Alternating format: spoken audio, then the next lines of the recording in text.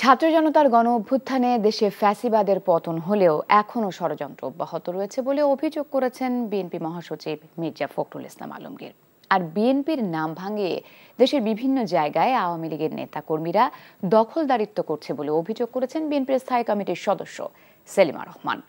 এছাড়া অন্তর্বর্তী সরকারকে রাষ্ট্র সংস্কারের কাজে সবাইকে সহযোগিতার আহ্বান জানান দলটির স্থায়ী কমিটির আরেক সদস্য ডক্টর এজেড-এম জাহিদ হোসেন। শুক্রবার রাজধানীতে আলাদা অনুষ্ঠানে এসব কথা বলেন তারা, জানাচ্ছেন মইদুল ইসলাম। সাংবাদিক মুশফিকুল ফজল আনসারীর দেশে প্রত্যাবর্তন উপলক্ষে জাতীয় প্রেস ক্লাবে আয়োজিত সংবর্ধনা অনুষ্ঠানের আয়োজন করে জাতীয় প্রেস ক্লাব সহ সাংবাদিকদের বিভিন্ন সংগঠন। এ সময় তিনি তুলে ধরেন দেশ নিয়ে আওয়ামী লীগের নানা ষড়যন্ত্রের কথা।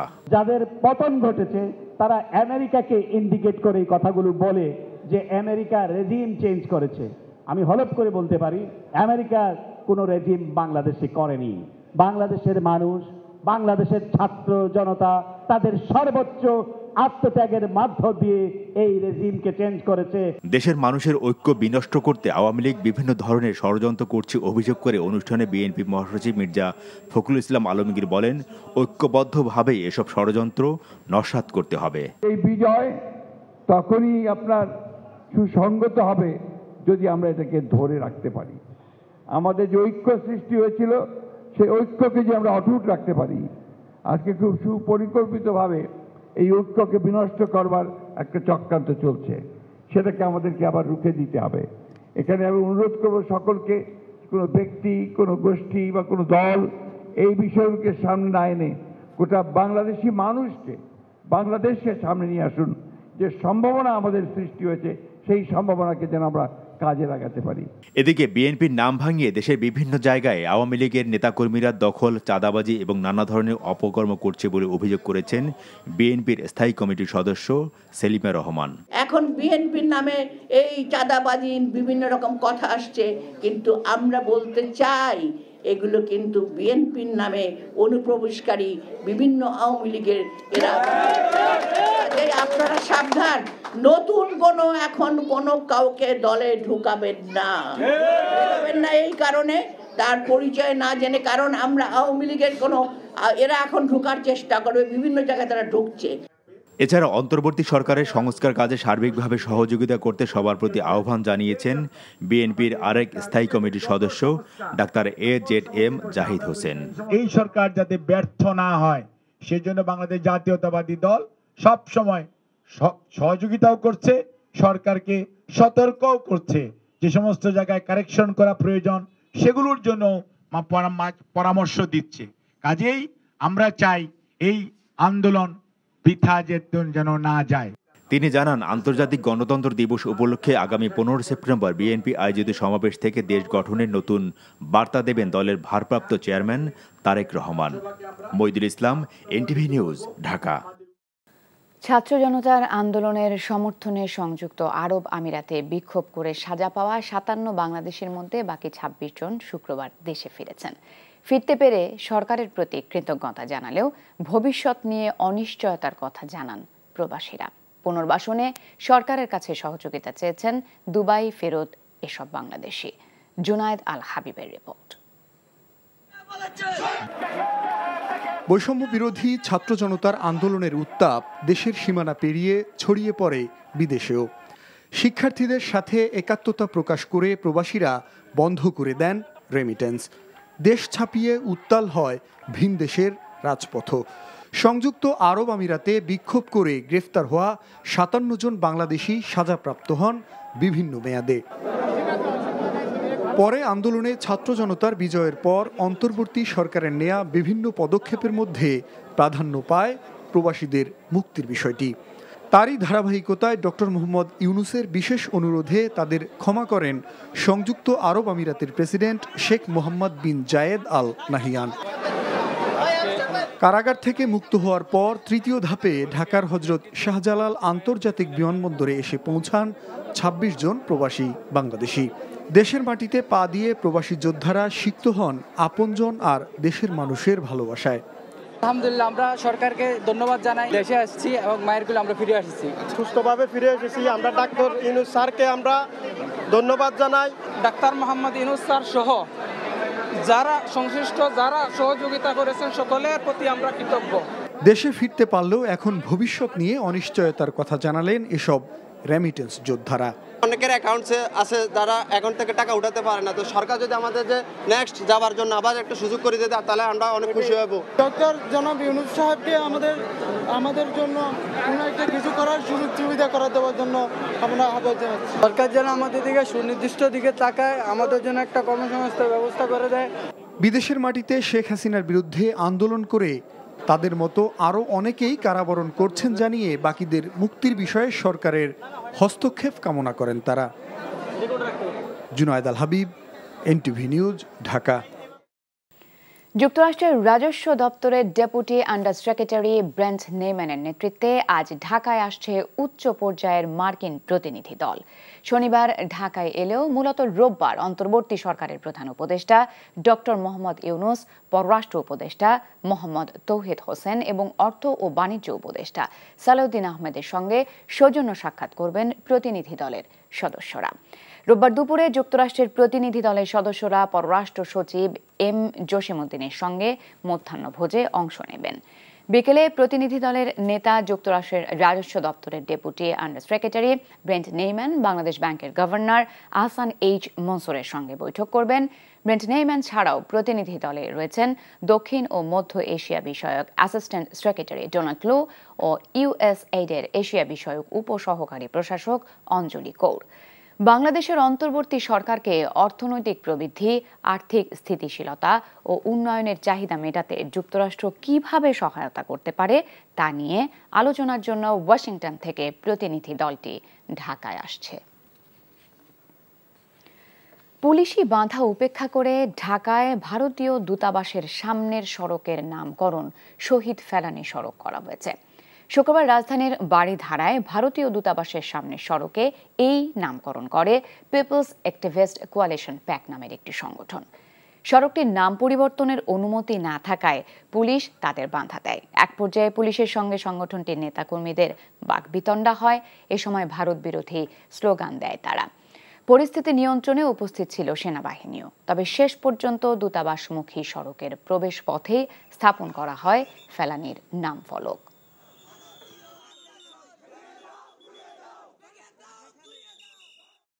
আমরা বিপ্লবী সরকার, স্বাধীন সরকার গঠন করছি। আজকে যদি আমরা স্বাধীন মতো কাজ করতে না পারি কবে করব? আর তাহলে কি আমাদের এই রক্ত, এই স্বাধীনতার মূল্য নাই? পুলিশরা বিগত হাসিনার আমলে যেভাবে জনগণের বিরুদ্ধে অবস্থান নিয়েছিল, একইভাবে এই জন আকাঙ্ক্ষার বিরুদ্ধে তারা অবস্থান নিয়েছে। বিদ্যুৎ চুক্তি সম্পর্কিত সমস্যাগুলো খুঁজে বের করতে বাংলাদেশের উচিত আদানি গ্রুপের সঙ্গে বসা। সংবাদ সম্মেলনে ভারতের পররাষ্ট্র মন্ত্রণালয়ের মুখপাত্র রণধীর জাসওয়াল এই পরামর্শ দেন। বলেন, আদানির কাছ থেকে বাংলাদেশের বিদ্যুৎ কেনার চুক্তিটি বেসরকারি খাতের সঙ্গে সম্পর্কিত এবং তাই বিষয়টি সেভাবে মোকাবেলা করা উচিত। এর আগে ইন্ডিয়ান এক্সপ্রেস জানায়, আদানি পাওয়ার সহ ভারতের ব্যবসা প্রতিষ্ঠানগুলোর কার্যক্রম পর্যালোচনা করবে অন্তর্বর্তীকালীন সরকার। কয়েকদিন আগে বিদ্যুতের বকেয়া বাবদ $800 মিলিয়ন দিতে বাংলাদেশকে তাগাদা দেয় আদানি। এরপরই চুক্তিটি পর্যালোচনার সিদ্ধান্ত নেওয়া হয়। আদানি ছাড়া বর্তমানে ভারতীয় অন্য বিদ্যুৎ প্রতিষ্ঠানগুলো গড়ে প্রতি ইউনিট বিদ্যুতের জন্য 8.77 টাকা চার্জ করে থাকে। সেখানে আদানি প্রতি ইউনিটে নেয় 14.02 টাকা। আমদানির পরেও কমছে না পেঁয়াজ, আলু ও ডিমের দাম। সপ্তাহের ব্যবধানে প্রতি ডজন ডিমের দাম বেড়েছে 5 থেকে 10 টাকা। এদিকে মুরগির দাম কেজিতে বেড়েছে 10 থেকে 15 টাকা। টানা এক মাসে কয়েক ধাপে বেড়ে স্থিতিশীল রয়েছে চালের বাজার। মেজবাহ হাসানের রিপোর্ট। দিনমজুর এই নারী বাজার ঘুরে কিনেছেন 1 ডজন ডিম ও শাক। কিন্তু ঊর্ধ্বমুখীর বাজারে নতুন করে ডিমের দাম বৃদ্ধিতে অনেকটা অসহায় তিনি। দাম আগের চেয়ে একটু বেশি। আগে 140 টাকা করে নিতাম এই জায়গা থেকে, এখন 55 টাকা করে নেয়। আমরা তো আর সচরাচর মুরগি খাইতে পারি না। ভর্তা, তরকারি, আলু ভর্তা এইটাই বেশি খাওয়া হয়। গেল কয়েকদিন ধরে ডিমের দামে চলছে ওঠানামা। নতুন করে ডিম আমদানি হলেও বাজারে দাম তো কমেনি, বরং বেড়েছে। প্রতি ডজন বাদামি ডিম বিক্রি হচ্ছে 160 টাকা ও সাদা ডিম 155 টাকায়। এখন তো ডিম খাওয়া কম হয়েছে, যেহেতু দাম বাড়তেছে। ডজন আগে ছিল 150, এখন বাড়তে বাড়তে 155 হয়েছে। এখন তো দাম কমতেছে না, প্রতিদিন মানে 10-20 টাকা বাড়তেছে। ব্রয়লার মুরগির দামও কমার লক্ষণ নেই, উল্টো বেড়েছে। কেজি বিক্রি হচ্ছে 165 থেকে 170 টাকা। সোনালী মুরগির কেজি বেড়ে দাঁড়িয়েছে 270 থেকে 280 টাকা। তবে স্থিতিশীল রয়েছে পেঁয়াজ ও আলু। পাকিস্তানি পেঁয়াজ যেটা আসতেছে সেটার প্রাইসটা একটু হাই। আমার মনে হয় ডিউটি ফ্রি করে দেওয়ার কারণে যেটা ইম্প্যাক্টটা পড়ার কথা ছিল বা দরকার, যেভাবে আমরা চিন্তা ভাবনা করছি সেরকমটা হয় নাই। প্রাইসটা আর একটু লো হইলে পরে এটা আমাদের জন্য ভালো হয়। গ্যাসের সপ্তাহ তো আপনি তো বললামই যে বন্যায় অনেক খামার নষ্ট হয়ে গেছে, মাল শর্ট হইতেছে। গত সপ্তাহে খুচরা পর্যায়ে প্রতি কেজি চালের দাম 2 থেকে 6 টাকা পর্যন্ত বেড়ে যায়। সেই দামেই স্থিতিশীল রয়েছে। এক মাস থেকে দামটা ঊর্ধ্বগতি বাড়তি সবচেয়ে বাড়তি হলো মোটা চাল বলতে কোনটা, বিহার 28, তারপরে গুটি সন্না, তারপরে পারিজা পাইজাম নামে একটা, এই 3টা চালের দাম হলো বেশি, কেজিতে 5 টাকা 6 টাকা কেজিতে বেশি। সবজির দামও বাড়তি, ভোক্তাদের নাগালের বাইরে। দুজনেই জব হোল্ডার, দুজন জব না করলে আমরা আসলে এখানে টিকে থাকতে পারছি না। একজনের স্যালারিতে আসলে হচ্ছে না, বাসা ভাড়া, বাজার সবকিছু মিলে আসলে কোয়াইট টাফ। বিভিন্ন বাজারের যারা সমিতি আছে তাদেরকে একটু পুরাতন খোলস থেকে বের হয়ে আসতে হবে, নতুনভাবে জিনিসগুলো চিন্তা করতে হবে। বাজার নিয়ে নতুনভাবে চিন্তা করার সুযোগ আছে। এখন সেই আমরা আগের যুগে যদি এখনো পড়ে থাকি তাহলে আসলে দিন শেষে ভুক্তভোগী আমরা সাধারণ মানুষ। এখন 3000 টাকা নিয়ে আসলাম, দেখি 700 টাকা আছে। মুরগি কিনলাম, আলু কিনলাম আর ডিম কিনলাম 6 টাকা। সরকারের পাশাপাশি বাজার সংশ্লিষ্টরা এগিয়ে আসলে বাজার নিয়ন্ত্রণ সম্ভব বলে মনে করেন সাধারণ ক্রেতারা। Misbah Hasan, NTV news, Dhaka.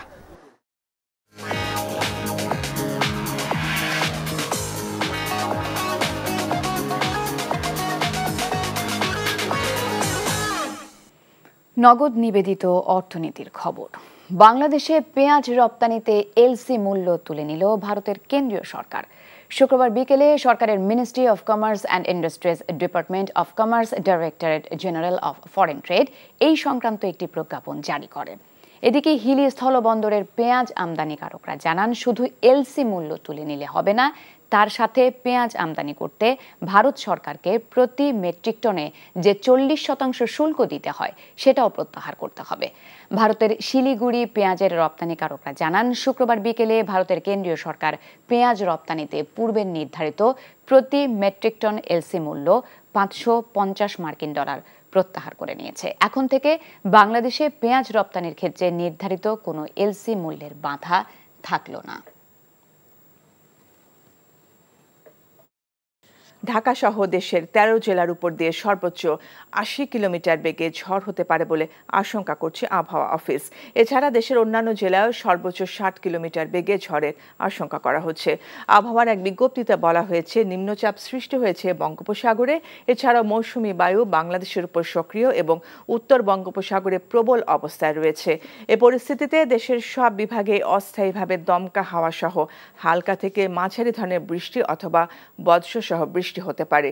সেই সঙ্গে দেশের কোথাও কোথাও মাঝারি ধরনের ভারী থেকে অতি বর্ষণ হতে পারে। ঝড় বৃষ্টি ও ভারী বর্ষণের এই প্রবণতা অব্যাহত থাকতে পারে কয়েকদিন।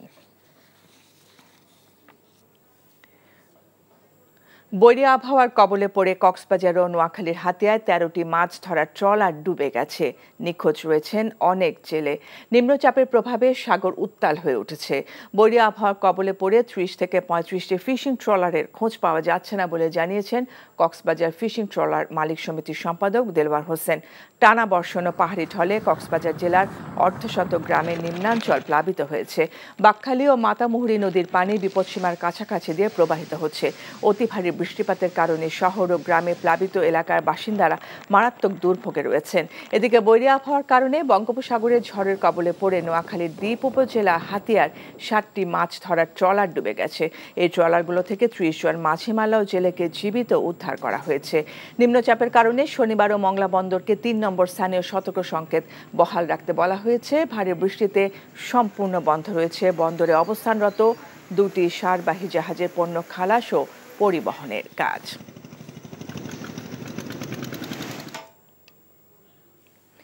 ট্রলার ডুবির খবর জানতে যাচ্ছি নোয়াখালীতে স্টাফ করেসপন্ডেন্ট মাসুদ পারভেজের কাছে। মাসুদ, কতজন জেলে নিখোঁজ রয়েছেন বলে ট্রলার মালিকরা আপনাদের জানিয়েছেন, আমাদের জানাবেন।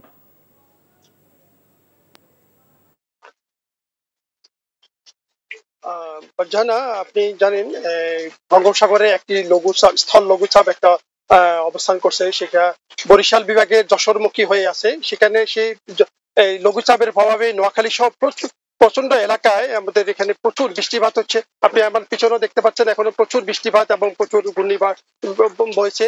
সেখানে আমাদের গত 24 ঘন্টায় হাতিয়ার মেঘনা নদীতে ছতলাঘাট এলাকায়, বড়িদোনা এলাকায়, সূর্যমুখী খাল এলাকায় প্রায় 8 থেকে 10টা ট্রলার ডুবির ঘটনা ঘটেছে। সেখানে প্রায় 30-40 জনের মতো এখনো জেলে নিখোঁজ রয়েছে বলে আমাদেরকে জানিয়েছেন কোস্টগার্ড।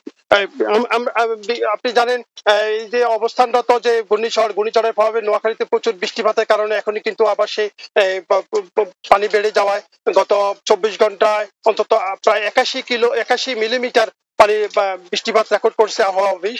সেখানে আমাদেরকে জানিয়েছেন যে এইভাবে যদি আরো কয়েকদিন বৃষ্টিপাত হয় পূর্বের মতো আবারও কিন্তু বন্যার আশঙ্কা করছে আবহাওয়া অফিস। তো এই ছিল আমার কাছে নোয়াখালীর সর্বশেষ খবর। যুক্তরাষ্ট্রের অর্থ দপ্তরের সহকারী আন্ডার সেক্রেটারি ব্রেন্ট নেইম্যানের নেতৃত্বে উচ্চ পর্যায়ে 5 সদস্যের একটি প্রতিনিধি দল এখন ঢাকায়। সকালে তাদের বহনকারী বিমানটি হযরত শাহজালাল আন্তর্জাতিক বিমানবন্দরে অবতরণ করে। প্রতিনিধি দলের আরেক সদস্য মার্কিন পররাষ্ট্র দপ্তরের দক্ষিণ ও মধ্য এশিয়া বিষয়ক অ্যাসিস্ট্যান্ট সেক্রেটারি ডোনাল্ড লু দিল্লি সফর শেষে বিকেলে ঢাকায় আসবেন। অন্তর্বর্তী সরকার দায়িত্ব নেওয়ার পর যুক্তরাষ্ট্রের কোনো প্রতিনিধি দলের এটি প্রথম ঢাকা সফর। ঢাকায় এসে ডোনাল্ড লু বাংলাদেশের সাথে দ্বিপক্ষীয় সম্পর্ক এগিয়ে নিতে অন্তর্বর্তী সরকারের সাথে যুক্তরাষ্ট্রের বিভিন্ন সংস্থার কয়েকটি সমন্বিত বৈঠকে অংশ নেবেন। রোববার অন্তর্বর্তী সরকারের প্রধান উপদেষ্টা প্রফেসর ডক্টর মোহাম্মদ ইউনূস, পররাষ্ট্র উপদেষ্টা মোহাম্মদ তৌহিদ হোসেন, অর্থ ও বাণিজ্য উপদেষ্টা ডক্টর সালেউদ্দিন আহমেদ ও পররাষ্ট্র সচিব মোহাম্মদ জসিমউদ্দিনের সঙ্গে মার্কিন প্রতিনিধি দলের বৈঠক হবে। আগামী 16 সেপ্টেম্বর প্রতিনিধি দলটির ঢাকা ত্যাগ করার কথা রয়েছে। বঙ্গোপসাগরে সৃষ্ট নিম্নচাপটি সামান্য উত্তর পশ্চিম দিকে অগ্রসর হয়ে আজ সকালে যশোর ও তৎসংলগ্ন এলাকায় গভীর স্থল নিম্নচাপ আকারে অবস্থান করছে।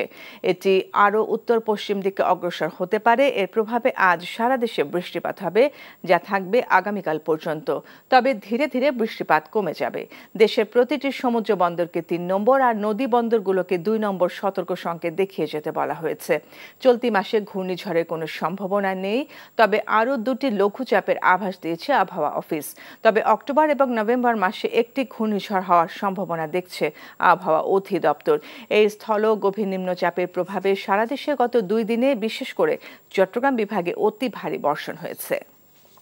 এই বৃষ্টি আজকেও সারাদিন কন্টিনিউ করবে এবং আগামীকালকেও বৃষ্টি হবে। তবে আগামীকাল যেটা দক্ষিণ পাটের দিকে বৃষ্টি অনেকটা কমে যাবে এবং আশা করি পরশুদিন থেকে মোটামুটি বৃষ্টি অনেকটাই কমে যাবে এবং ড্রাই থাকার সম্ভাবনা চলে আসবে।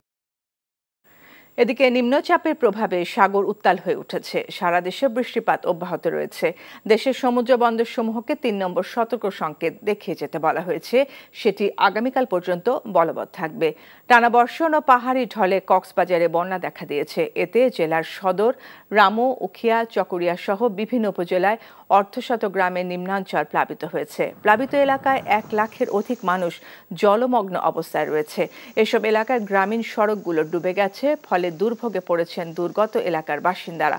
অপরদিকে সাগরে ঝোড়ো হাওয়ার কবলে পড়ে কক্সবাজার উপকূলে 6টি ফিশিং ট্রলার ডুবে গেছে। এ ঘটনায় এ পর্যন্ত 3 জেলের মরদেহ উদ্ধার করা হয়েছে।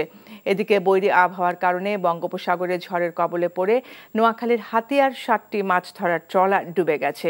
ওই ট্রলারগুলো থেকে 30 জন মাঝি, মাল্লা ও জেলেকে জীবিত উদ্ধার করা হয়েছে।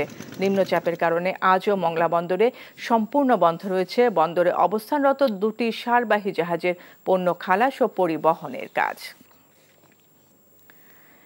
এ বিষয়ে জানতে এখন যাচ্ছি কক্সবাজারে। সেখানে আছেন স্টাফ করেসপন্ডেন্ট ইকরাম চৌধুরী টিপু, সরাসরি যুক্ত হচ্ছেন আমাদের সাথে। টিপু, ভারী বৃষ্টিপাত হওয়ায় কক্সবাজারের পরিস্থিতি কেমন দেখছেন আমাদের জানাবেন।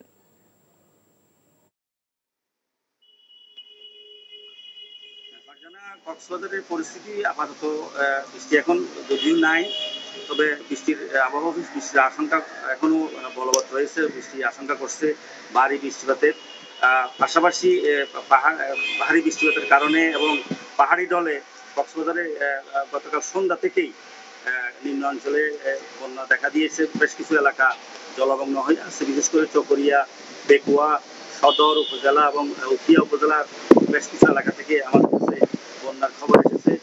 কিছুক্ষণ আগে আমরা জানতে পেরেছি রামুর, গর্জনিয়া ইউনিয়নের বেশ কিছু এলাকা বন্যার পাহাড়ি ঢলে ডুবে গেছে।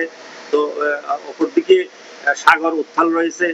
সমুদ্র বন্দরকে 3 নম্বর সতর্কতা সংকেত দেখিয়ে যেতে বলা হয়েছে। আজ সকালে গতকাল ট্রলার ডুবির ঘটনায় এক জেলের মরদেহ উদ্ধার করা হয়েছে। আজ সকালে সমিতিপাড়া থেকে এ নিয়ে গত 2 দিনে 3 জেলের মরদেহ উদ্ধার করা হয়েছে।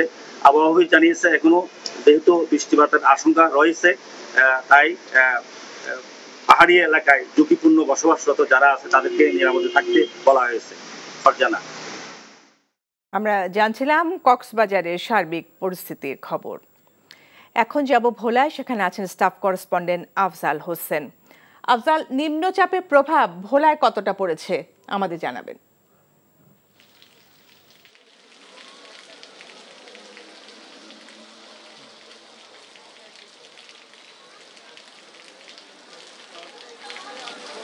বৃষ্টি হচ্ছে।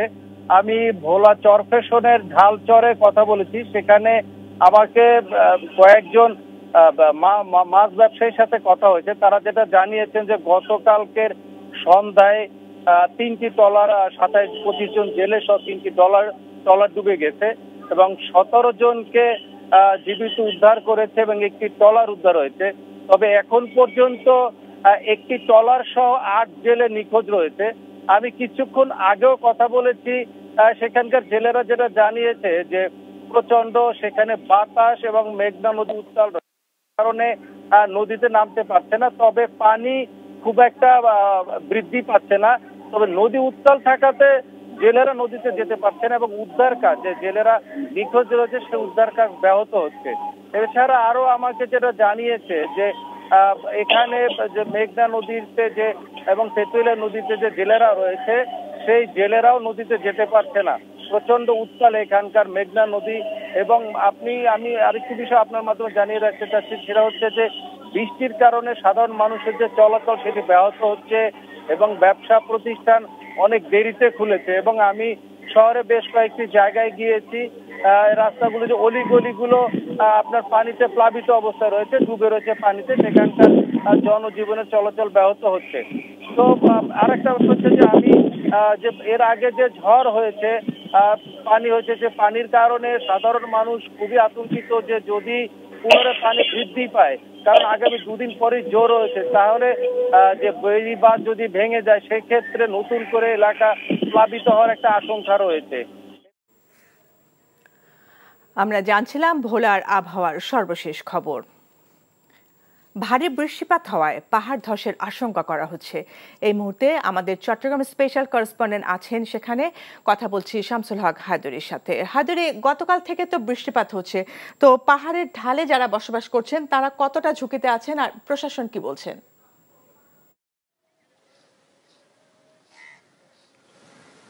হ্যাঁ ফারজানা, আমি আছি এখন চট্টগ্রামের, এটাকে বলে বাটালি পাহাড়, এবং আমি একটা পাহাড়ের চূড়ায় আছি এবং আপনি লক্ষ্য করে থাকবেন আমার পেছনে আরও অনেক উঁচু পাহাড় রয়েছে এবং সেটি দৃশ্যতই অনেক ঝুঁকিপূর্ণ।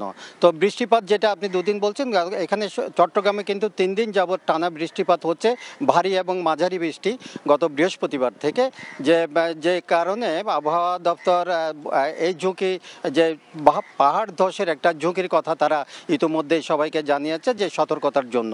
যে আমি পতেঙ্গা আবহাওয়া দপ্তরের সাথে কথা বলেছি, তারা আজ সকাল 9টা পর্যন্ত পূর্ববর্তী 24 ঘন্টায় 229 মিলিমিটার বৃষ্টিপাত তারা রেকর্ড করেছেন এবং এই বৃষ্টিপাতের ফলে এই পাহাড়গুলোর মাটি অনেক নরম হয়ে গেছে, যে কারণে যে কোনো মুহূর্তে বড় ধরনের দুর্ঘটনার ঝুঁকি পাহাড় ধসে পড়তে পারে। এই কারণে যেই সব ঝুঁকিপূর্ণ এলাকায় যেসব বসবাসকারী আছেন তাদেরকে সতর্ক করার জন্য জেলা প্রশাসন গত দুদিন যাবৎ এখানে মাইকিং করছেন এবং তাদেরকে বলছেন যে বৃষ্টিপাত কমে যাওয়ার পরও পাহাড়ের ধসের ঝুঁকি থাকবে, আপনারা নিরাপদ স্থানে সরে যান। কারণ ইতিপূর্বে অনেক বড় বড় দুর্ঘটনা ঘটেছে, জানমালের ক্ষয়ক্ষতি হয়েছে। সবচেয়ে বড় দুর্ঘটনা হয়েছিল 2007 সালের 11 জুন। একই দিনে 122 জন মানুষ মারা গিয়েছিলেন যে পাহাড় ধসের ঘটনায় তারা মাটি চাপা পড়ে। তো এরপরও প্রতি বছর কিছু না কিছু দুর্ঘটনা হয়ে থাকে, যে কারণে পাহাড় ধসে একটা আতঙ্কের বিষয় হয় যখন বৃষ্টিপাত শুরু হয় চট্টগ্রামে বিশেষ করে। তো এখানে যে পাহাড় ধসে বড় ঘটনাটি 2007 সালের পরে পাহাড় ব্যবস্থাপনা কমিটি গঠন করা হয়েছিল প্রশাসনের পক্ষ থেকে, এবং যারা ঝুঁকিপূর্ণ এলাকায় বসবাস করেন তাদেরকে নিরাপদ স্থানে তাদেরকে পুনর্বাসনের কথা হয়েছিল। কিন্তু দৃশ্যত সেরকম কোনো কাজ এখনো বড় রকমের কোনো কাজ আমাদের চোখে পড়েনি। ফলে এই সংখ্যাটা বরাবর থেকেই যাচ্ছে, এবং যারা ঝুঁকিপূর্ণ এলাকায় বসবাস করছে তাদেরকে আমরা জিজ্ঞেস করেছি, আপনারা এইসব ঝুঁকিপূর্ণ এলাকায় বসবাস করছেন, যে কোনো সময় প্রাণহানির ঘটনা ঘটতে পারে, আপনারা সরে যান। কিন্তু তারা বলছে যে তাদের আসলে কোনো থাকার মতো জায়গা নেই, যে কারণে তারা এখানে যে জীবনের সংখ্যা নিয়ে ঝুঁকি নিয়ে বসবাস করছেন, এবং সরকার যদি তাদেরকে পুনর্বাসনের ব্যবস্থা করে তাইলে তারা এখানে বসবাস করবেন না, চলে যাবেন। ফারজানা, এই হচ্ছে যে পাহাড়ের ঝুঁকিপূর্ণ অবস্থার সর্বশেষ খবর। আমরা জানছিলাম পাহাড়ি ঢালে ঝুঁকিপূর্ণ বসতির খবর। সাবেক স্বরাষ্ট্রমন্ত্রী আসাদুজ্জামান খান কামালের ছেলে শাফি মুদাসের খান জ্যোতিকে গ্রেফতার করেছে পুলিশ। ঢাকা মহানগর গোয়েন্দা পুলিশের সহযোগিতায় আশুলিয়া থানা পুলিশ ভোর রাতে উত্তরার 14 নম্বর সেক্টরের একটি বাড়ি থেকে তাকে আটক করে। পরে আশুলিয়া থানায় দায়ের করা একটি মামলার এজাহারভুক্ত আসামি হিসেবে তাকে গ্রেফতার দেখানো হয়। বিষয়টি নিশ্চিত করেছেন ঢাকা জেলার অতিরিক্ত পুলিশ সুপার শাহিনুর কবির। বৈষম্য বিরোধী ছাত্র আন্দোলনে আশুলিয়ার বাইপাইলে গুলিবিদ্ধ এক বিশ্ববিদ্যালয় শিক্ষার্থীর আশুলিয়া থানায় করা হত্যা চেষ্টা মামলার 4 নম্বর আসামি ছিলেন সাবেক স্বরাষ্ট্রমন্ত্রী আসাদুজ্জামান খান কামালের ছেলে শাফি মুদাসের খান জ্যোতি। দেশের ব্যাংক ও রাজস্ব খাতকে ঠিক করা অন্তর্বর্তীকালীন সরকারের জন্য প্রধান চ্যালেঞ্জ বলে জানালেন অর্থ উপদেষ্টা ডক্টর সালেউদ্দিন আহমেদ। সকালে রাজস্ব ভবনে এক আলোচনা একথা জানিয়ে তিনি বলেন, এই দুই খাতে সংস্কার কার্যক্রম শুরু হয়েছে। এছাড়া সরকারের ঋণের বোঝা কমাতে এনবিআরকে রাজস্ব আয় বাড়ানোর পাশাপাশি সরকারি খরচ কমানোর তাগিদ দেন তিনি। এ সময় এনবিআর চেয়ারম্যান জানান, করদাতাদের উপর জুলুম করে কর আদায় করতে চায় না এনবিআর। হাসানুল শাওনের রিপোর্ট। অর্থ আইন 2024-এ প্রত্যক্ষ করের ক্ষেত্রে আনা পরিবর্তনগুলোর উপর জাতীয় রাজস্ব বোর্ড এনবিআর-এর এই আলোচনা, যাতে প্রধান অতিথির বক্তব্যে অর্থ উপদেষ্টা বলেন, সরকারের অর্থের প্রয়োজন, তাই করের মাধ্যমে আয় বাড়াতে হবে। তবে গরিবের উপর করের চাপ কমাতে চায় সরকার।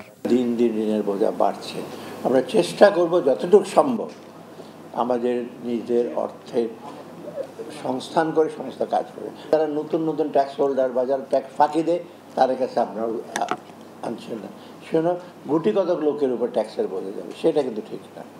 ট্যাক্সের একটা প্রিন্সিপাল আছে, equity and ability to pay. অর্থ উপদেষ্টা জানান, অন্তর্বর্তীকালীন সরকার আর্থিক খাতের সংস্কারকে গুরুত্ব দিয়ে এগিয়ে নেবে। অর্থনৈতিক সমস্যা কিন্তু এখন সবচেয়ে বড়, একটা তো ল অ্যান্ড অর্ডার প্রবলেম আমরা ফেস করছি, সবচেয়ে বড় কিন্তু অর্থনৈতিক। ইমিডিয়েটলি আমাদের চ্যালেঞ্জটা কিন্তু এই সংস্কারের মধ্যে একটা করে রেভিনিউ রিফর্মটা আর ব্যাংকিং, এই দুইটা রিফর্ম সবচেয়ে বেশি, আর বাকিগুলো পলিটিক্যাল ফ্রন্টে আছে, সেগুলো অন্যদিক। এ সময় এনবিআর চেয়ারম্যান বলেন, সামনের দিনে সংস্কারের মাধ্যমে ব্যবসা ও করদাতা বান্ধব আইন করার বিকল্প নেই। আমরা কখনোই জোর করে ট্যাক্স আদায় করব না। আমাদেরকে যে আইন দেওয়া হয়েছে, যে রুলস রেগুলেশন দেওয়া হয়েছে, আমরা এটা পরিপূর্ণভাবে পরিপালন করে কর আদায় করব, যাতে করে কারো উপরে জুলুম না হয়। করদাতাদেরকে সেই স্বস্তিটুকু দিতে হবে। এছাড়া করদাতাদের জন্য ভয় ভীতি ও হয়রানি মুক্ত পরিবেশ নিশ্চিতে এনবিআরকে তাগিদ দেন আলোচনার বক্তারা। Hasanul Shaon, NTV news, Dhaka. সাভারের আশুলিয়ায় অনির্দিষ্টকালের জন্য বন্ধ থাকা কারখানাগুলো আজ খুলছে। সকালে বৃষ্টির মধ্যেই বিভিন্ন কারখানায় কাজে যোগ দিয়েছেন শ্রমিকরা। গতকাল কারখানার মালিক, বিজিএমইএ ও স্থানীয় রাজনৈতিক নেতাদের এক বৈঠকে এই সিদ্ধান্ত নেওয়া হয়। বাংলাদেশ পোশাক প্রস্তুতকারক ও রপ্তানিকারক সমিতি বিজিএমইএর সভাপতি খন্দকার রফিকুল ইসলাম নিজ নিজ কারখানায় কাজে যোগদানের জন্য শ্রমিকদের প্রতি আহ্বান জানিয়েছেন। বৃহস্পতিবার আশুলিয়ায় অনির্দিষ্টকালের জন্য বন্ধ ঘোষণা করা হয়েছিল ৮৬টি কারখানা। শনিবার শিল্পাঞ্চল ঘুরে দেখা গেছে ঘোষণা সত্ত্বেও ৪৯টি কারখানা এখনো খোলেনি। দর্শক, এ বিষয়ে জানতে এখন যাচ্ছি কক্সবাজারে। সেখানে আছেন আমাদের স্টাফ করেসপন্ডেন্ট ইকরাম চৌধুরী টিপু। টিপু, আমরা জানছিলাম যে কক্সবাজারে প্রায় অর্ধশত গ্রাম প্লাবিত হয়েছে। তো এত ভারী বৃষ্টিপাত হওয়ায় কক্সবাজারের সার্বিক পরিস্থিতি কেমন দেখছেন এবং জেলা প্রশাসনের পক্ষ থেকে কি পদক্ষেপ নেওয়া হয়েছে?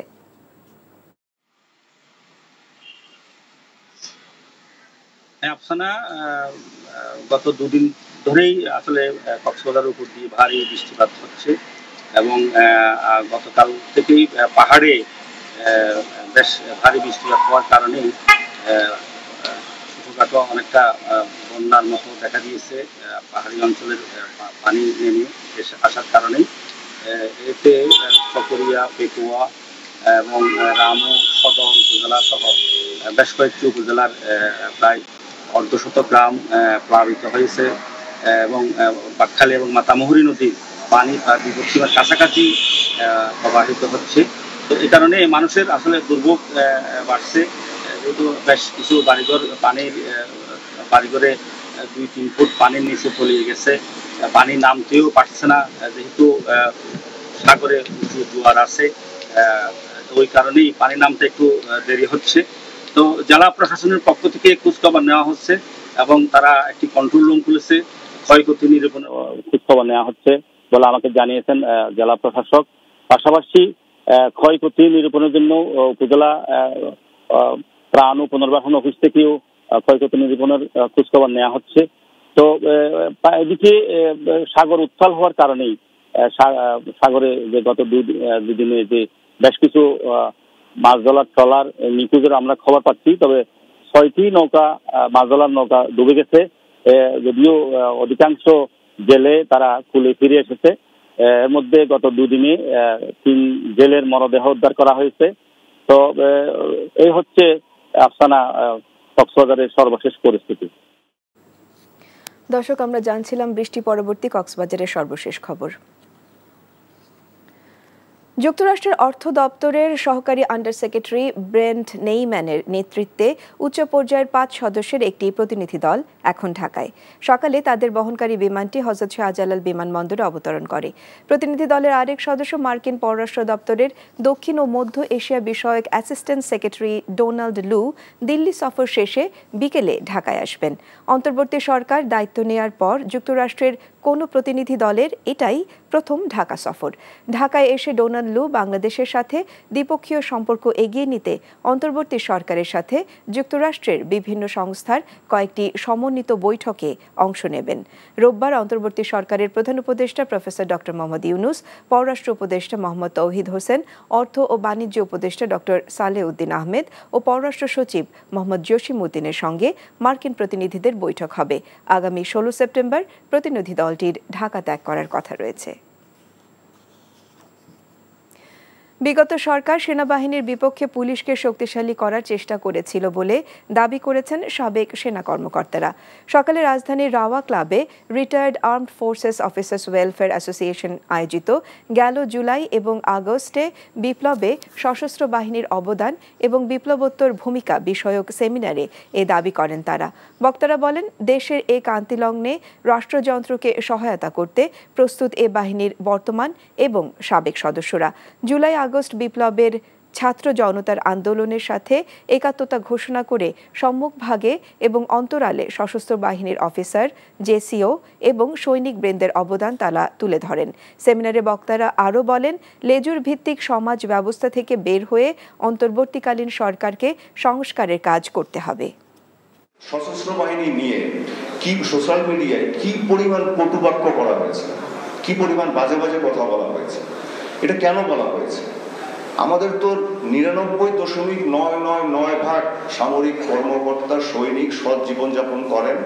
পুলিশ যেভাবে দানবে পরিণত হয়েছে কিছু অফিসার, বিপ্লব কুমার, এই যে হারুন, বেনজির, এদের মতো আমাদেরও মিলিটারিতে সেরকম জিয়াউল হাসান, সোহেল বা এরকম আরো কিছু অফিসার তৈরি হয়েছে।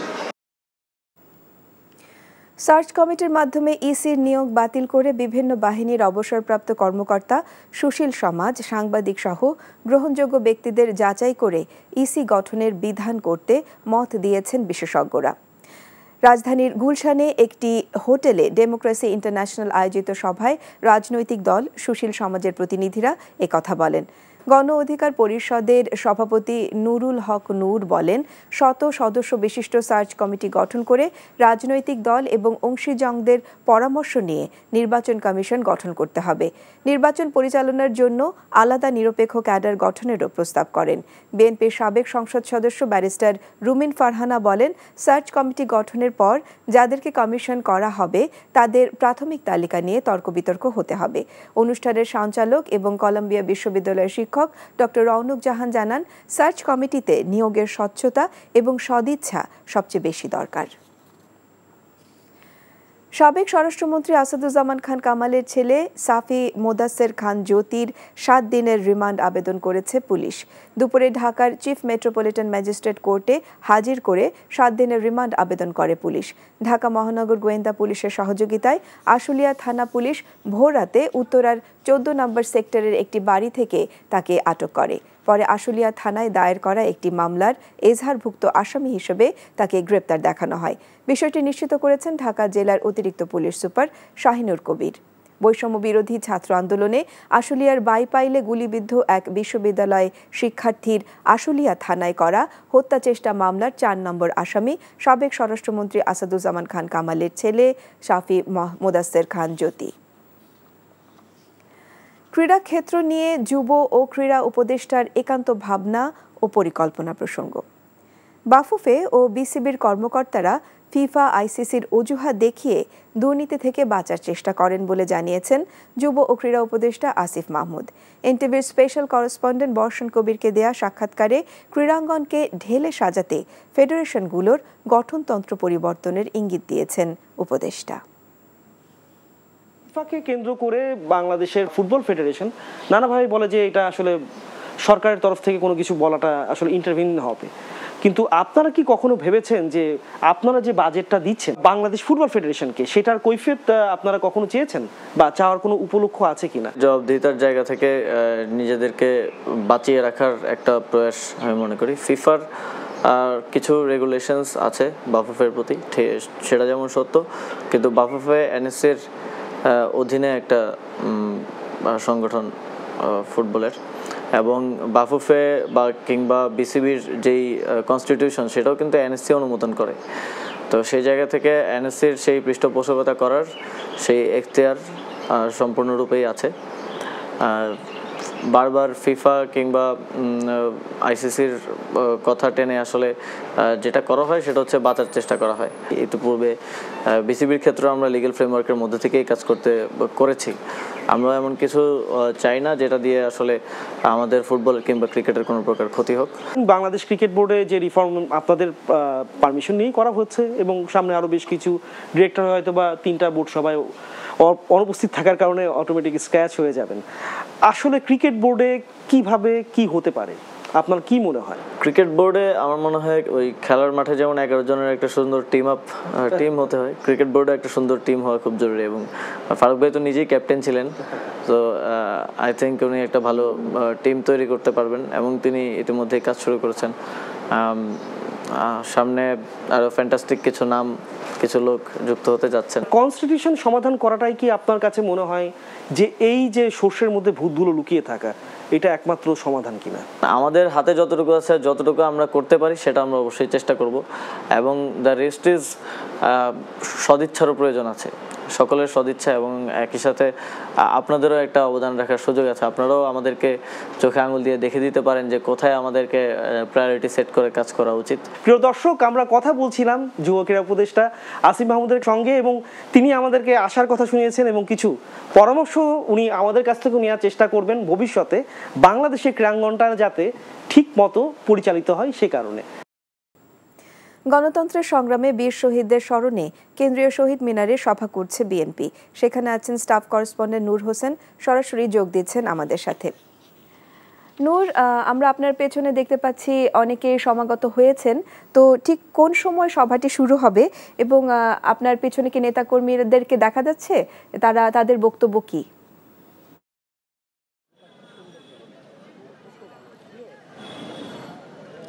আফসানা, জুলাই বিপ্লব এবং বিগত 17 বছরে স্বৈরাচার বিরোধী আন্দোলনে গত সরকারের বিরুদ্ধে আন্দোলন করতে গিয়ে যারা নিহত হয়েছেন তাদের স্মরণে আজকে বাংলাদেশ জাতীয়তাবাদী দল বিএনপির এই সমাবেশটি কিছুক্ষণ পরে শুরু হবে। তাদের আনুষ্ঠানিকভাবে এই সমাবেশটি শুরু করার কথা বিকেল 4টা, কিন্তু বৈরী আবহাওয়া এবং এই বৃষ্টির মধ্যেই বেলা 1টার পর থেকেই নেতাকর্মীরা এখানে আসতে শুরু করেছেন এবং 2টার পরে আমরা এই যে শহীদ মিনার যে মূল প্রাঙ্গণ, সেই মূল প্রাঙ্গণটি অনেকটা নেতাকর্মীতে ভরে উঠতে দেখেছি। এখানে বিএনপির কেন্দ্রীয় যেই সিনিয়র নেতারা রয়েছেন তারা এখনো আসেননি, তারা হয়তো বিকেল 3টার পরে 3:30টার পরে আসতে পারেন এমনটি আমরা জানতে পেরেছি। এছাড়া অন্যান্য নেতাকর্মীরা এখানে এসেছেন। আজকে এই সমাবেশটিকে ঘিরে, এই স্মরণ সভাটিকে ঘিরে এখানে এই যে মূল শহীদ মিনার প্রাঙ্গণটি রয়েছে তার চারপাশে বিএনপির পক্ষ থেকে বিভিন্ন পোস্টার সাটানো হয়েছে এবং সেই পোস্টারগুলো গত জুলাই বিপ্লবে যারা শহীদ হয়েছেন, যারা প্রাণ দিয়েছেন তাদেরকে, তাদের ছবি এবং পরিচয় সহ এই পোস্টারগুলোতে লেখা আছে। তাদের ঠিকানা সহ এই পোস্টারের পাশাপাশি প্রত্যেকটি পোস্টার থেকে একটি করে বার্তা দেয়া হচ্ছে। সেই বার্তাগুলো অনেকটা এই রকম: জুলাই বিপ্লবে যারা প্রাণ দিয়েছেন, যাদের রক্তের বিনিময়ে বাংলাদেশ আজকের যে মুক্তি, ফ্যাসিবাদ বিরোধী আন্দোলনের যে সফলতা, যাদের রক্তের বিনিময়ে এই সফলতা এসেছে, সেই রক্তকে কোনো অবস্থাতেই বৃথা যেতে দেয়া হবে না এবং বর্তমান বাংলাদেশকে নিয়ে কেউ যদি কোনো ধরনের ষড়যন্ত্র করে সেই ষড়যন্ত্র মোকাবেলায় যেন দেশবাসী প্রস্তুত থাকে, সেই আহ্বানের বার্তাটি এখানে দেওয়া হচ্ছে। আফসানা। দর্শক, জানছিলাম বিএনপির স্মরণ সভার কথা।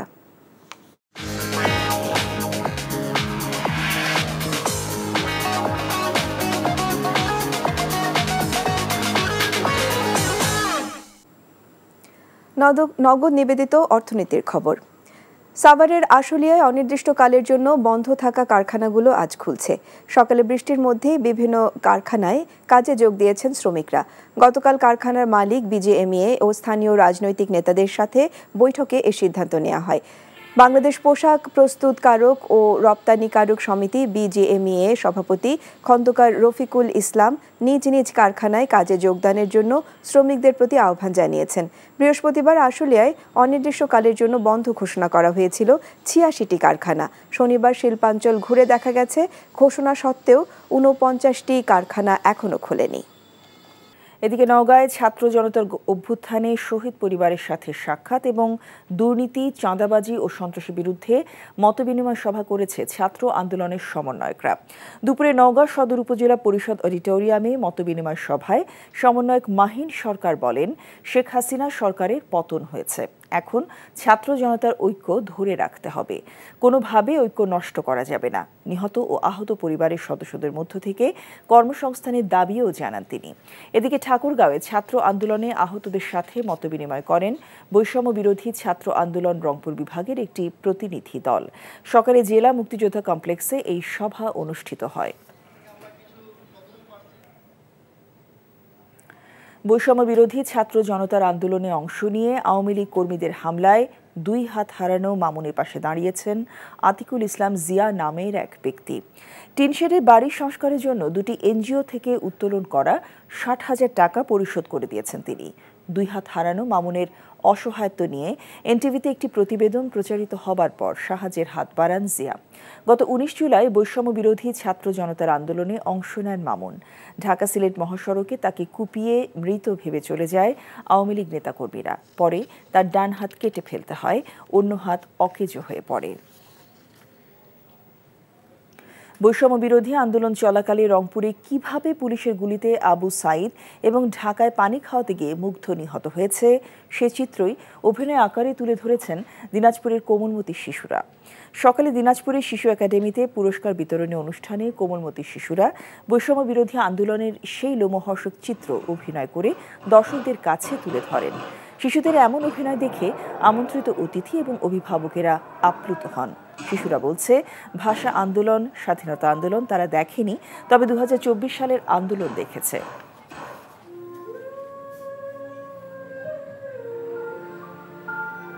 গোপালগঞ্জে আওয়ামী সন্ত্রাসীদের হামলায় জাতীয়তাবাদী স্বেচ্ছাসেবক দলের কেন্দ্রীয় ক্রীড়া সম্পাদক শওকত আলী দিদার নিহতের প্রতিবাদে সারা দেশে বিক্ষোভ সমাবেশ করেছে বিএনপি ও স্বেচ্ছাসেবক দল। পাবনায় বিক্ষোভ সমাবেশ করে স্বেচ্ছাসেবক দল। দুপুরে বিক্ষোভ মিছিলটি শহরের প্রধান প্রধান সড়ক প্রদক্ষিণ শেষে স্বাধীনতা চত্বরে সমাবেশ হয়। নাটোরে বিক্ষোভ সমাবেশ করেছে বিএনপি ও স্বেচ্ছাসেবক দল। দুপুরে আলাইপুরে জেলা বিএনপি কার্যালয়ের সামনে থেকে বিক্ষোভ মিছিল বের হয়ে কানাইখালী কেন্দ্রীয় মসজিদের সামনে গিয়ে শেষ হয়। মাগুরায় বিক্ষোভ মিছিল এবং সমাবেশ করেছে স্বেচ্ছাসেবক দল। দুপুরে সরকারি কলেজের সামনে থেকে বিক্ষোভ মিছিল বের হয়। প্রধান প্রধান সড়ক প্রদক্ষিণ শেষে চৌরঙ্গি মোড়ে গিয়ে সমাবেশ হয়। গাইবান্ধায় বিক্ষোভ সমাবেশ ও মিছিল অনুষ্ঠিত হয়েছে। দুপুরে জেলা স্বেচ্ছাসেবক দলের উদ্যোগে জেলা বিএনপির অফিসের সামনে থেকে বিক্ষোভ মিছিল বের হয়ে শহরে বিভিন্ন সড়ক প্রদক্ষিণ করে। শওকত আলী দিদারকে হত্যার প্রতিবাদে ব্রাহ্মণবাড়িয়ায় বিক্ষোভ মিছিল ও প্রতিবাদ সভা করেছে জেলা স্বেচ্ছাসেবক দল।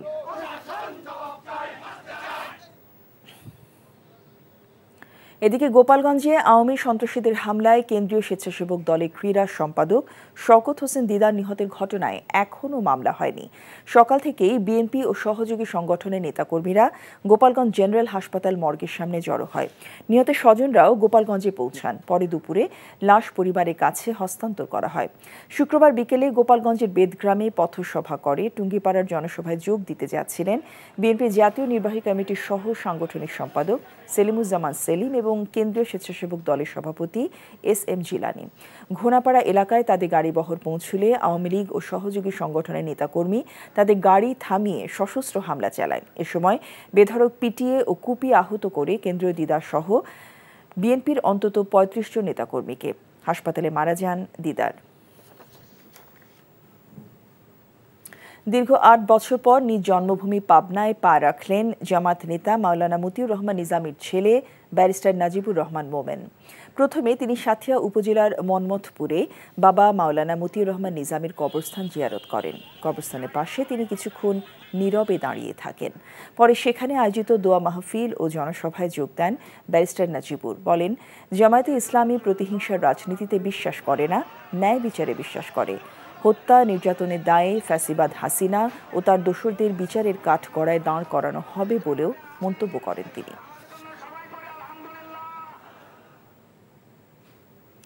আগামী নির্বাচনে সৎ ও যোগ্য ব্যক্তিকে ভোট দেওয়ার আহ্বান জানিয়েছেন বাংলাদেশ জামায়াতে ইসলামী কেন্দ্রীয় নায়েবে আমির অধ্যাপক মুজিবুর রহমান। শুক্রবার রাতে রাজশাহীর গোদাগাড়িতে পৌরসভার ব্যবসায়ীদের সাথে মতবিনিময়কালে তিনি এই আহ্বান জানান। বলেন, মাদক ব্যবসায় জড়িত এমন ব্যক্তিদের সমাজ থেকে চিরতরে বিদায় করতে হবে। অনুষ্ঠানে জামায়াত ইসলামীর নেতা অধ্যাপক আব্দুল খালেক ও ডক্টর মোহাম্মদ ওবায়দুল্লাহ বক্তব্য রাখেন।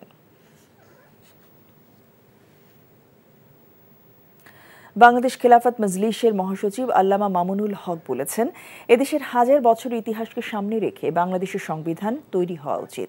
সকালে টাঙ্গাইলের শহীদ স্মৃতি পৌর উদ্যানে বৈষম্য বিরোধী ছাত্র আন্দোলনের সকল শহীদ ও আহতদের স্মরণে দোয়া এবং সমাবেশে প্রধান অতিথির বক্তব্যে তিনি এসব কথা বলেন। তিনি বলেন, শেখ হাসিনার রাজনীতি ছিল প্রতিশোধ ও প্রতিহিংসার রাজনীতি। এই দেশটিকে তিনি স্বাধীন রাখতে চাননি বলে অভিযোগ করেন তিনি।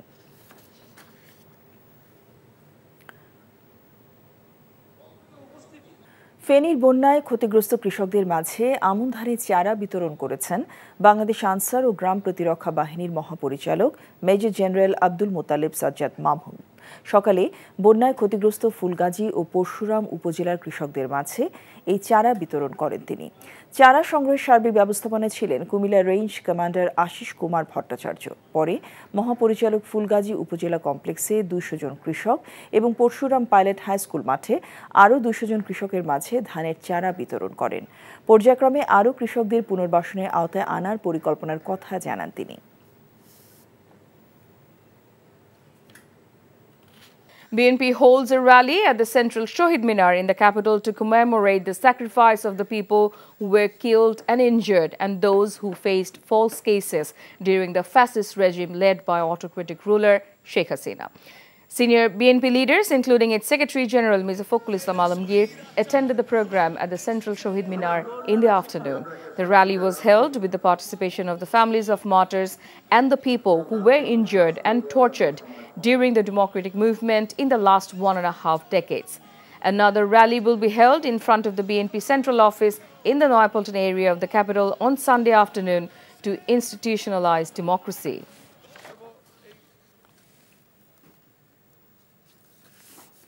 Finance advisor Dr. Salahuddin Ahmed urged the tax officials to change their approach to ensure that taxpayers no longer fear interactions with the revenue department.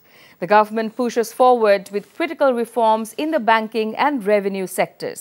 The advisor said during a discussion on the changes to direct taxation through the Finance Act. Highlighting the pressing challenges ahead, the advisor emphasized that reforms in the revenue and banking sectors are crucial for the country's economic stability.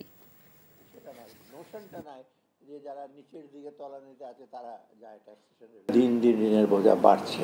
আমরা চেষ্টা করব যতটুকু সম্ভব আমাদের নিজেদের অর্থের সংস্থান করে সমস্ত কাজ করে। যারা নতুন নতুন ট্যাক্স হোল্ডার বা যারা ট্যাক্স ফাঁকি দেয় তাদের কাছে আপনারা আনছেন না, সেজন্য গুটি কতক লোকের উপর ট্যাক্সের বোঝা যাবে, সেটা কিন্তু ঠিক না। ট্যাক্স একটা প্রিন্সিপাল আছে, equity and ability to pay. The U.S. private sector can help unlock Bangladesh's growth potential through trade and investment with the right economic reforms in place, said the U.S. Embassy in Dhaka today. U.S. businesses play a positive role in many facets of Bangladesh's economy, from energy security to data centers to transportation, said the embassy after a trade and investment-related discussion. Assistant Secretary for International Finance at the U.S. Department of the Treasury, Brent Neyman, arrived in Dhaka this morning to lead a U.S. delegation to discuss issues related to bilateral relations. A Dhaka court placed former Home Minister Asaduzzaman Khan's son, Safi Mudassir Khan Jyoti, on 4-day remand in a case over attempt to murder a man in Ashulia during the mass uprising on 5th August. Dhaka Chief Judicial Magistrate Saiful Islam passed the order after hearing the remand petition. Earlier, Ashulia Police Station Sub-Inspector and the case investigation officer Abu Tahir Mia produced him before the court with a plea for a 10-day remand. He was arrested during a raid at a building in Uttara last night. Bodies of 3 fishermen have washed ashore, while 8 fishing trawlers carrying 70 more fishermen have gone missing due to inclement weather persisting over Cox's Bazar for the past few days. The 3 bodies were recovered from Najiratek, Pacharddeep and Kolatuli coasts, said police. Despite a decrease in rainfall today, at least 200 villages in Cox's Bazar, Shodor and 6 other upajilas are still underwater. Now sports. Bangladesh Football Federation President Qazi Salahuddin said that he would not seek a 5th term as the president of the federation. Salahuddin, who took over the reins of the BFF in 2008 and he's since served 4 consecutive terms, made the announcement at an impromptu press conference at the BFF house. Salahuddin said he has decided to not run for a 5th term. It is his personal and final decision. The former football star added that the federation had asked FIFA to consider deferring the BFF elections from October 26, but the World Football Governing Body did not give its consent. মার্কিন পররাষ্ট্র দপ্তরের দক্ষিণ ও মধ্য Asia বিষয়ক assistant secretary Donald লু বিকেলে ঢাকায় এসেছেন। এর আগে সকালে যুক্তরাষ্ট্রের অর্থ দপ্তরের সহকারী আন্ডার সেক্রেটারি ব্রেন্ট নেইম্যানের নেতৃত্বে উচ্চ পর্যায়ে 5 সদস্যের একটি প্রতিনিধি দলকে বহনকারী বিমানটি হযরত শাহজালাল বিমানবন্দরে অবতরণ করে। প্রতিনিধি দলটি বাংলাদেশের সাথে দ্বিপক্ষীয় সম্পর্ক এগিয়ে নিতে অন্তর্বর্তী সরকারের সাথে যুক্তরাষ্ট্রের বিভিন্ন সংস্থার কয়েকটি সমন্বিত বৈঠকে অংশ নেবেন। রোববার অন্তর্বর্তী সরকারের প্রধান উপদেষ্টা প্রফেসর ডক্টর মোহাম্মদ ইউনূস, পররাষ্ট্র উপদেষ্টা মোহাম্মদ তৌহিদ হোসেন, অর্থ ও বাণিজ্য উপদেষ্টা ডক্টর সালেহ উদ্দিন আহমেদ ও পররাষ্ট্র সচিব মোহাম্মদ জসিম উদ্দিনের সঙ্গে মার্কিন প্রতিনিধিদের বৈঠক হবে। আগামী 16 সেপ্টেম্বর প্রতিনিধি দলটি ঢাকা ত্যাগ করার কথা রয়েছে। ধর্মীয় ও সাংস্কৃতিক স্থাপনা এবং সুফি মাজার সম্পর্কিত যে কোনো বিদ্বেষমূলক বক্তব্য এবং হামলার নিন্দা জানিয়েছেন অন্তর্বর্তী সরকারের প্রধান উপদেষ্টা ডক্টর মোহাম্মদ ইউনূস। এই সংক্রান্ত বিজ্ঞপ্তিতে তিনি বলেন, গত কয়েকদিন ধরে কিছু দুর্বৃত্ত দেশের সুফি মাজারগুলোতে হামলা চালাচ্ছে। এসব হামলায় জড়িতদের দ্রুত আইনের আওতায় আনা এবং তাদের বিরুদ্ধে কঠোর আইনানুগ ব্যবস্থা নেওয়া হবে। ধর্মীয় উপাসনালয় ও সাংস্কৃতিক স্থাপনা রক্ষায় পর্যাপ্ত ব্যবস্থা নিতে আইনশৃঙ্খলা বাহিনীকে নির্দেশ দেওয়া হয়েছে বলে জানান ডক্টর ইউনূস। ধর্মীয় ও সাংস্কৃতিক সহিষ্ণুতা ও সম্প্রীতি বিঘ্নিত করার যে কোনো প্রচেষ্টা সরকার দৃঢ়ভাবে মোকাবিলা করবে বলেও জানিয়েছেন তিনি।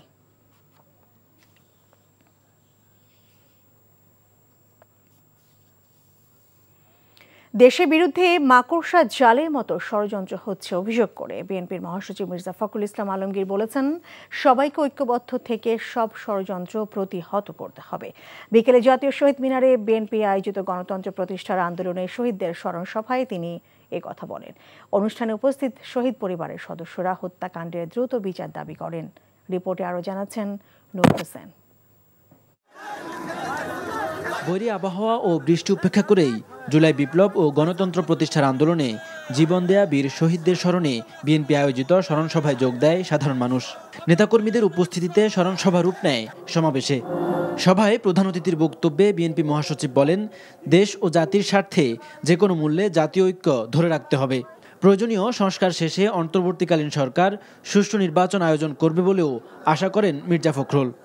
অন্তর্বর্তীকালীন সরকারের কাছে জনগণের প্রত্যাশা আকাশ চুম্বি। জনগণ মনে করে যে এই প্রত্যাশা করে এই সরকার তাদের এমন একটা গণতান্ত্রিক ব্যবস্থা, একটা লেভেল প্লেইং ফিল্ড তৈরি করে দেবে। গণতন্ত্রের প্রতিষ্ঠানগুলোকে আবার তারা সংস্কার করে এমন একটি জায়গায় আনবে যেখানে সত্যিকার অর্থেই একটা অর্থবহ নির্বাচনের মধ্য দিয়ে, নিরপেক্ষ নির্বাচনের মধ্য দিয়ে আমরা একটা গণতান্ত্রিক রাষ্ট্র, গণতান্ত্রিক সমাজ প্রতিষ্ঠা করতে পারি। সবাই কাজ মিলিয়ে কাজ করব, কাজ করে চলতে এখনো কাজ করব।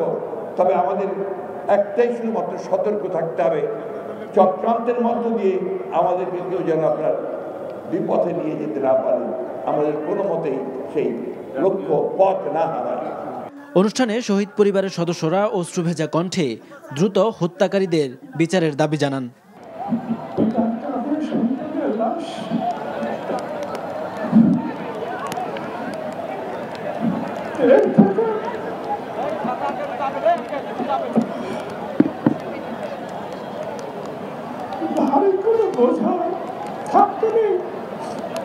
আমার ভাইকে যে হত্যা করে মেরেছে, আমি তাদের বিচার চাই।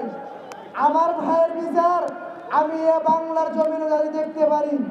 গণতন্ত্র প্রতিষ্ঠার লড়াইয়ে প্রাণ দেয়া শহীদদের ভুলে না গিয়ে নতুন বাংলাদেশ বিনির্মাণে সবাইকে আত্মনিয়োগের আহ্বান সুশীল সমাজ ও রাজনৈতিক নেতাদের। সেই ক্ষতি ওনাদের হয়েছে ওইটা তো আমরা পোষণ করতে পারবো না, কিন্তু আমি সবসময় বলি ইমোশন তো ভালো, তবে পুনর্বাসন ইমোশনের চেয়ে বেশি ভালো। আপনাদের যে ত্যাগ, সেটাতে যদি তাদের জীবনে কোনো পরিবর্তন না হয় তাহলে সত্যিকার অর্থে এই দেশ স্বাধীন হবে না। সেই জিনিস আপনারাও বিশ্বাস করেন, আমি ভাবি, আমরা অবশ্যই বিশ্বাস করি, এবং আমাদের সেই আত্মত্যাগ থাকতে হবে যাতে একটা ভিন্ন দেশ আমরা পেতে পারি। সভায় সঙ্গীত ও মঞ্চনাটকের মধ্য দিয়ে আন্দোলনের ভয়ঙ্কর দিনগুলো তুলে ধরা হয়। নূর হোসেন, এনটিভি নিউজ, ঢাকা। ছাত্র জনতা যেসব আকাঙ্ক্ষা থেকে আন্দোলনে নেমে এসেছিল সেসব আকাঙ্ক্ষা এখনো অধরা বলে মন্তব্য করেছেন জাতীয় নাগরিক কমিটির আহ্বায়ক নাসিরউদ্দিন পাটোয়ারি। বিকেলে ঢাকা রিপোর্টার্স ইউনিটির সাগররুনি মিলনায়তনে প্রথমবারের মতো সংবাদ সম্মেলন করে জাতীয় নাগরিক কমিটি। কমিটির আহ্বায়ক জানান, নাগরিক কমিটি কোনো রাজনৈতিক দল নয়, তবে উদ্যোগটি সম্পূর্ণ রাজনৈতিক। ফ্যাসিবাদী বিলুপ্তি এবং নতুন বাংলাদেশ গঠনের উদ্দেশ্যে ছাত্র জনতা যে বিপ্লব করেছে, সেই বিপ্লবের মূল উদ্দেশ্য বাস্তবায়নে নাগরিক কমিটি কাজ করবে বলে জানান সংগঠনটির শীর্ষ নেতা। ফ্যাসিস্ট সরকারের পতনের 1 মাসে বেশি সময় পেরিয়ে গেলেও এখনও সরকার শহীদদের সম্পূর্ণ নামের তালিকা প্রকাশ করতে না পারায় ক্ষোভ প্রকাশ করে অবিলম্বে শহীদদের তালিকা প্রকাশের দাবি জানিয়েছেন তারা।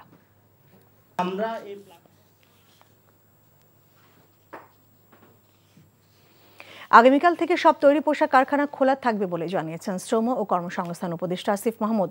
মালিকদের সংগঠন বিজিএমইএ এবং বিকেএমইএ নেতারা বলেছেন, কোনো কারখানায় সহিংসতা হলে অনির্দিষ্টকালের জন্য ছুটি দেওয়া হবে। দুপুরে বিজিএমইএ কার্যালয়ে চলমান পোশাক কারখানার সংকট উত্তরণে মালিক শ্রমিকদের মত বিনিময় সভায় এই ঘোষণা দেন দুই সংগঠনের নেতারা। এ সময় গার্মেন্টস মালিকরা জানান, নিরাপত্তা নিশ্চয়তা পেলে গার্মেন্টস চলবে, আর সহিংসতা বন্ধ করে শ্রমিকদের কাজে ফেরার আহ্বান জানান শ্রমিক নেতারা। এ সময় মালিকপক্ষকে বকেয়া বেতন পরিশোধ ও শ্রমিকদের সহিংসতা বন্ধ করে সরকারের ওপর আস্থা রাখার অনুরোধ জানান শ্রম ও কর্মসংস্থান উপদেষ্টা আসিফ মাহমুদ।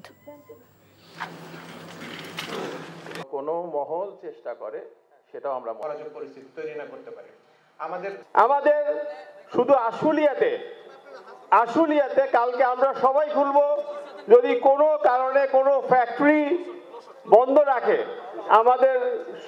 আমাদের সেই ফ্যাক্টরিগুলিকে আমরা 13 রাখে বন্ধ দিয়ে ছাড়া আমাদের কোনো রাস্তা আমাদের থাকবে না। বিকেএমইর পক্ষ থেকেও এই প্রস্তাবকে সমর্থন দিলাম। যদি কোনো ফ্যাক্টরিতে ফার্দার কোনো গন্ডগোল হয় বা কাজ বন্ধ রাখে, 13 রেখে সেই ফ্যাক্টরি নো ওয়ার্ক নো পেতে বন্ধ হয়ে যাবে। আগামীকাল থেকেও যাতে কারখানাগুলো খোলা থাকে এবং কার্যক্রম আমরা চালিয়ে যেতে পারি, সেটা নিশ্চিত করার জন্য আপনারা আপনাদের যেই ক্যাপাসিটি আছে সে অনুযায়ী সহযোগিতা করতে এগিয়ে আসবেন। আমরা ইতিমধ্যে আপনাদের অংশগ্রহণ সহকারে একটা কমিটি করেছি এবং আরও যেই বিভিন্ন নন ফাংশনাল কমিটিগুলো আছে যেগুলোতে শ্রমিক লীগের লোকজন বসেছিল, সেই জায়গাগুলোতে আমরা আপনাদের প্রকৃত যে স্টেক হোল্ডার্স আছে তাদের অংশগ্রহণ নিশ্চিত করে সেগুলোকে পুনর্গঠনও করব। কোন দলীয় সরকারের অধীনে জাতীয় নির্বাচন সুষ্ঠু হবে না বলে মন্তব্য করেছেন বস্ত্র ও পাট উপদেষ্টা এম সাখাওয়াত হোসেন। আর মাঠ প্রশাসনকে নিয়ন্ত্রণ ও কমিশনকে স্বাধীনভাবে কাজ করতে দিতে রাজনৈতিক মতৈক্য দরকার বলে মনে করে নির্বাচন সংস্কারে গঠিত টাস্ক ফোর্সের প্রধান বদিউল আলম মজুমদার। গুলশানে নির্বাচন কমিশনারদের নিয়োগ ও সুষ্ঠু নির্বাচন নিয়ে আলোচনায় বক্তারা নির্বাচন কমিশন আইন বাতিলের দাবি জানান। নিয়ামুল আজিজ সাদিকের রিপোর্টে দেখুন বিস্তারিত। নির্বাচন কমিশনের স্বাধীনভাবে কাজ করার ক্ষেত্রে কি কি প্রতিবন্ধকতা রয়েছে সে সম্পর্কে ডেমোক্রেসি ইন্টারন্যাশনাল আয়োজিত সভায় মতামত তুলে ধরেন রাজনৈতিক দলের প্রতিনিধি, বিশ্লেষক, পর্যবেক্ষক সহ সুশীল সমাজের প্রতিনিধিরা। নিরপেক্ষ নির্বাচন দেওয়ার ক্ষেত্রে সুষ্ঠু নির্বাচনের স্বার্থে সার্চ কমিটি নিয়োগে প্রধানমন্ত্রীর পরামর্শ ও রাষ্ট্রপতির নিয়োগ ক্ষমতা বাতিল করার কথা বলা হয়। আমাদের যদি সার্চ কমিটি করতে হয় সেখানে এমন একটা ফরম্যাট আসতে হবে 30-40 বছরের অনেকেই সেখানে ইনভলভ হয়ে যাবে এবং ভবিষ্যৎ 30-40 বছরের জন্য নিরপেক্ষ লোক দিতে পারবে। 6-7 জনের নিয়ে একটা অনুসন্ধান কমিটি হবে, তার মধ্যে প্রধানমন্ত্রীর একজন প্রতিনিধি থাকবেন, বিরোধী দলের নেত্রীর একজন নেত্রীর একজন প্রতিনিধি থাকবে এবং সংসদের যে তৃতীয় বৃহত্তম দল তাদেরও প্রতিনিধি থাকবে। কমিশনারদের খসড়া তালিকা প্রকাশ করে এ বিষয়ে আলোচনার সুযোগ দেওয়ার কথা বলেন বিশিষ্টজনরা। তারপর নিরপেক্ষ কমিশন চূড়ান্ত করার পরামর্শ দেন।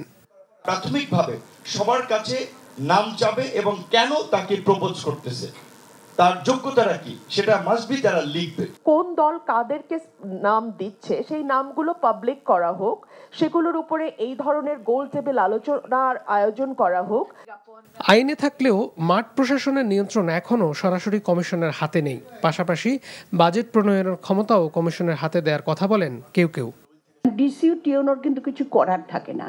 একটা জেলায় উপজেলায় যখন নির্বাচন আসে তাদের উপর যে কি চাপ সৃষ্টি হয়। অ্যাডমিনিস্ট্রেটিভ সিস্টেম এবং এটাকে পরিচালনা করার মতো দক্ষতা থাকে।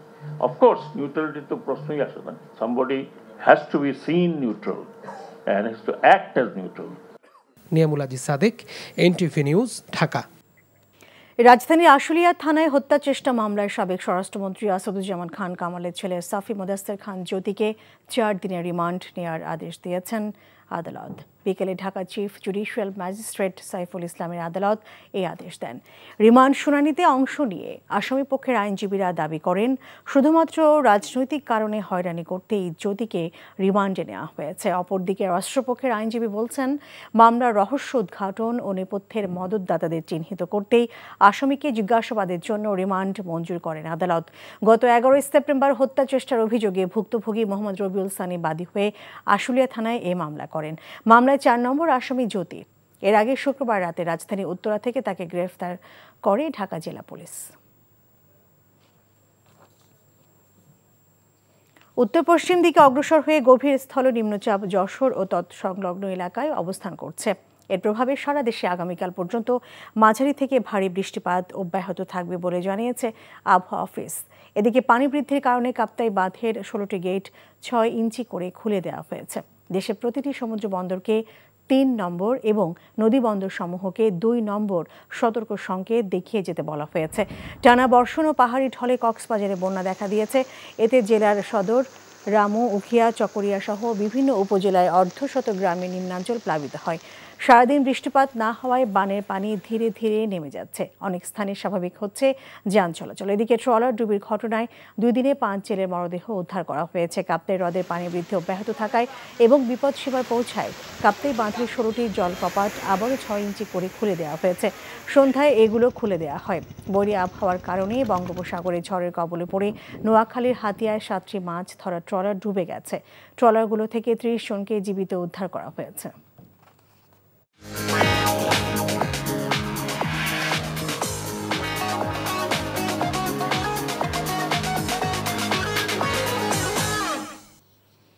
এবারে নগদ নিবেদিত অর্থনীতির সংবাদ।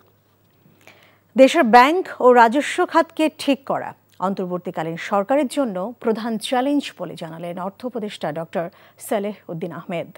সকালে রাজস্ব ভবনে এক আলোচনায় কথা জানিয়ে তিনি বলেন, এই 2 খাতে সংস্কার কার্যক্রম শুরু হয়েছে। এছাড়া সরকারের ঋণের বোঝা কমাতে এনবিআরকে রাজস্ব আয় বাড়ানোর পাশাপাশি সরকারি খরচ কমানোর তাগিদ দেন তিনি।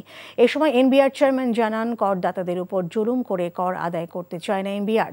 সামনের দিনে সংস্কারের মাধ্যমে ব্যবসা ও করদাতা বান্ধব আইন করার বিকল্প নেই বলেও মনে করেন তিনি। এছাড়া করদাতাদের জন্য ভয়ভীতি ও হয়রানি মুক্ত পরিবেশ নিশ্চিতে এনবিআরকে তাগিদ দেন বক্তারা।